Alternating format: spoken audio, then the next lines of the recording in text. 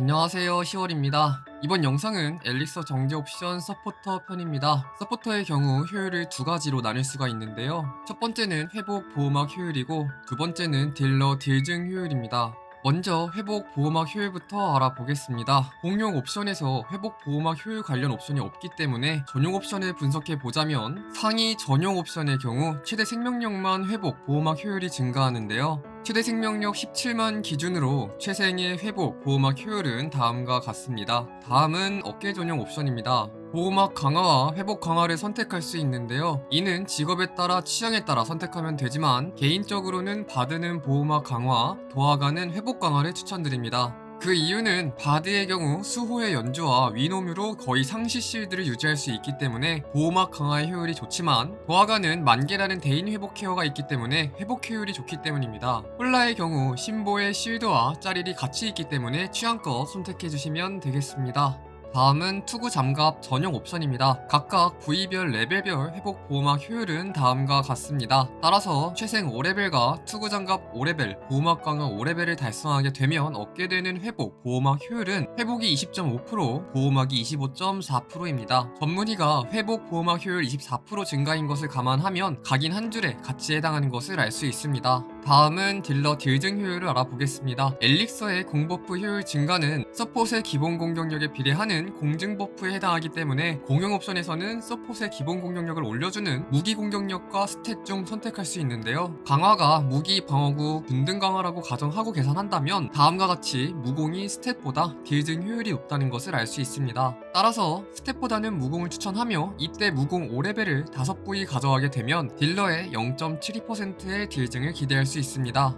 무공 대신에 마나도 좋은 선택인데요. 마나 5레벨을 5부위 가져가게 되면 도화가 홀라 기준 최대 마나의 15%에 해당하는 마나가 증가하며 이는 최마증 2레벨과 같은 효과이기 때문입니다. 따라서 바드는 마나를 선택하면서 소나티네를 활용할 수 있고 마나 회수 팔찌가 없어도 마나를 보충할 수 있습니다. 다음은 전용 옵션입니다. 하이 전용 옵션에서는 아군 강화와 아덴 획득을 선택할 수 있는데요. 아덴 획득을 특화 스탯으로 환산했을 때 직업별 환산 스탯은 다음과 같습니다. 다만 아덴 획득이 생각보다 체감이 어렵기 때문에 아군 강화를 추천해 드리는데요. 아군 강화의 레벨별 딜증 효율은 다음과 같습니다. 보시면 아시겠지만 무공 5레벨 5부위를 가져온 것보다 아군 강화 5레벨 하나가 딜증 효율이 더 높기 때문에 공용 옵션보다 아군 강화를 우선으로 5레벨을 만들어주는 것이 좋습니다. 투구 장갑 전용 옵션의 경우 장갑은 딜증이 없고 투구의 레벨별 딜증 효율은 다음과 같습니다. 전용 옵션만으로는 아군 강화보다 낮은 수치이지만 세트 옵션이 중요한데요.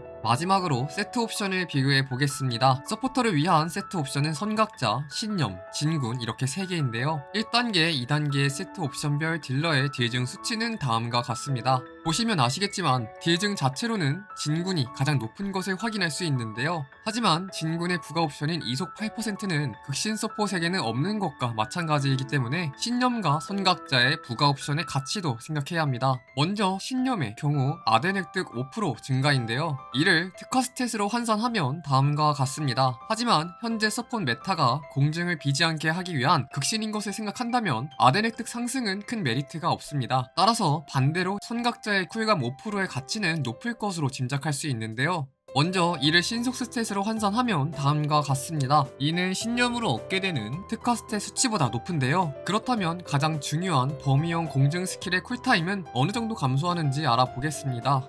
신속 1800 10레벨 홍염 기준, 도화가는 해그리기, 바드는 천상의 연주, 홀라는 천상의 축복의 쿨타임을 선각자 버프가 없을 때와 있을 때를 비교하면 다음과 같습니다. 보시면 아시겠지만 쿨타임 감소가 유의미하게 있다는 것을 확인할 수 있는데요. 신속 1800 7레벨 홍염 기준으로는 다음과 같습니다. 감이 안 오신 분들을 위해 다르게 비교하자면 신속 1800 10레벨 홍염에 선각자가 없을 때와 신속 1800 7레벨 홍염에 선각자가 있을 때 스킬 쿨타임을 비교하면 7레벨 홍염이 더 짧은 것을 확인할 수 있는데요. 이 말은 선각자 2단계가 모든 홍염을 플러스 3레벨 해주는 것과 같은 효율이라는 것을 알 수 있습니다. 골드 가치로만 따지면 200만 골드 정도네요. 특히 10레벨 홍염을 사용하고 있는 스킬의 경우 더 이상 줄일 수 없던 쿨타임을 감소시킬 수 있다는 데 큰 의미가 있는데요.